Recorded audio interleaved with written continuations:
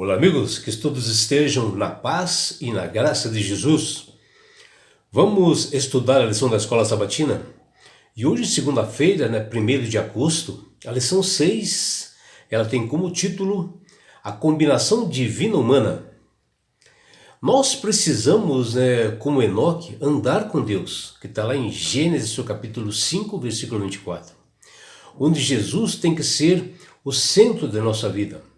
Fazer parte do nosso dia a dia, com estudos diários das Sagradas Escrituras, colocar um hábito de nós sempre estarmos em comunhão e oração, buscando o Senhor da melhor forma possível, para que nós possamos ser batizados pelo poder do Espírito Santo. E só isto nos proporciona andar com Cristo. O ensino da Bíblia tem o poder de transformar vidas, a fim de nos tornemos perfeitos em Cristo, que está em Colossenses, no seu capítulo 1, versículo 28. John Wesley, certo momento de sua vida, ele afirmou: "Dai-me 100 homens que nada temam, senão o pecado, e que nada sejam, senão a Deus, e eu abalarei o mundo." Esta é uma verdade que faz todo sentido quando nós lembramos do apóstolo Paulo e das provas cristãs primitivas, que debaixo de duras cargas, de duras perseguições, de aflições, ele teve que pregar o evangelho. E ele pregou o evangelho a toda criatura debaixo do céu. Ele mesmo, Paulo, falou em Colossenses, no seu capítulo 1, versículos 23. Ou seja, o mundo antigo foi abalado pelas verdades das Escrituras. As provações que nós passamos é o alerta, o grito do Criador do Universo, para que nós possamos tomar decisões importantes ao lado dele. E por isso que saber ouvir a voz do Espírito Santo é ter sabedoria para nós tomarmos medidas corretas. Por isso que Paulo, em Colossenses, no seu capítulo 1, versículo 29, ele diz que o esforço pessoal que nós devemos ter, o principal é a cooperação com Deus, uma consagração para com o Senhor e observar os seus estatutos, para nós sermos vitoriosos dentro do plano de salvação.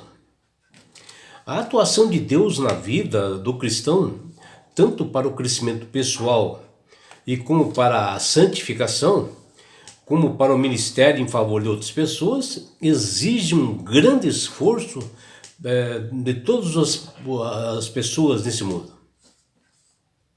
Ninguém pode esperar um ministério autêntico, assim, do ponto de vista bíblico, sem empenho, esforço ou perseverança de cada pessoa, de cada cristão.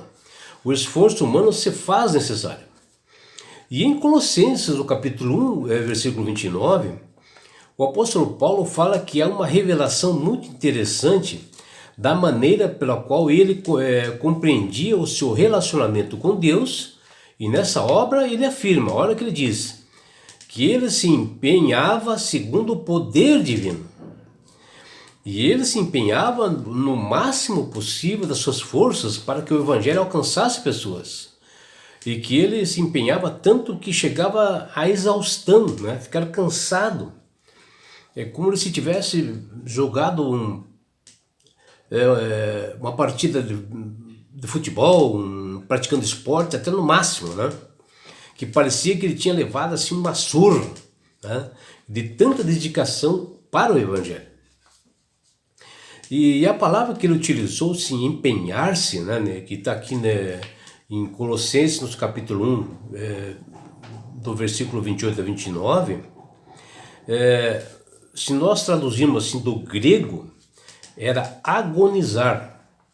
E assim nós temos a imagem como a de um atleta, que batalhava, lutava todos os dias as formas para ele poder vencer. E assim que Paulo acrescentou algo novo aos seus leitores, para terem essa ideia, pois ele é como assim uma pessoa comprometida assim com Cristo, como sempre foi, ele se esforçava não com tudo que tinha, mas com tudo que Deus lhe fornecia para que ele pudesse pregar o evangelho. E assim analisamos que o ministério do apóstolo Paulo exigiu um tremendo esforço, disciplina, mas o principal desempenho era através do poder de Deus na vida dele, desenvolvendo assim um caráter melhor, mais próximo da conduta de Cristo.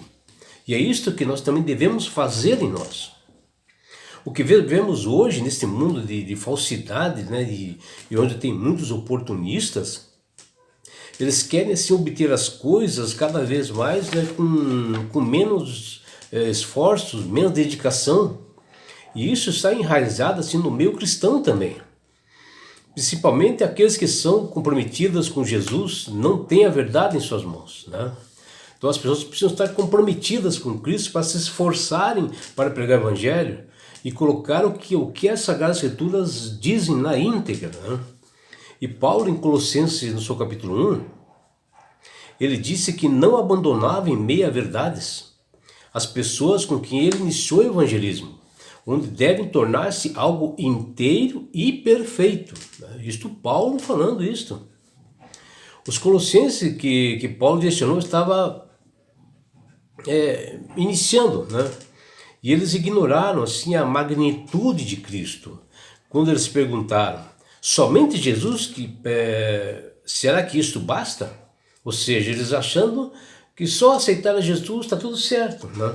Na verdade não, nós temos que ter um compromisso onde Jesus nos deu realmente uma ordem para nós irmos e pregarmos o Evangelho a todas as nações. E diante desse meio, nós vamos ter aflições, nós vamos ter esforços assim, para suplantar as dificuldades, né? E assim os colossenses, né, eles ignoravam o que significa estar em Cristo. Quando consideravam isso apenas como um estágio inicial e estava tudo certo. Que precisaria ser... E Paulo falou para eles que eles precisariam de superar uma condição assim cristã mais perfeita, né, para levar o Evangelho a todas as pessoas. E por isso, meu amigo, minha amiga, com o poder de Deus assim, em nós, nas pessoas em geral, Deus, ele atua energicamente assim, a todo tempo que nós estamos nesta caminhada.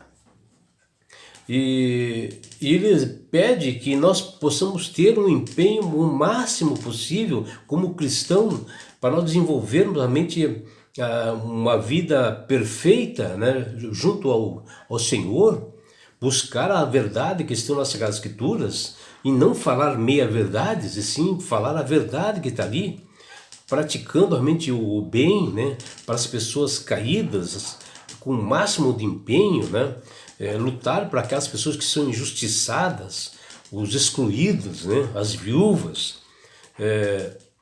Isso nós temos que fazer com bastante esforço, né, com bastante dedicação. E é por isso, meu amigo, minha amiga, que Jesus ele faz um convite para você todos os dias. A voz do Espírito Santo fala no seu coração. E você, ao aceitar, Jesus quer tirar você desse mundo de aflições, de dores, né? Pessoas que estão sem esperança. Ele quer dar uma esperança para você estar no reino dos céus, nas mansões celestiais. E sabe por quê, meu amigo, minha amiga? Porque Jesus te ama.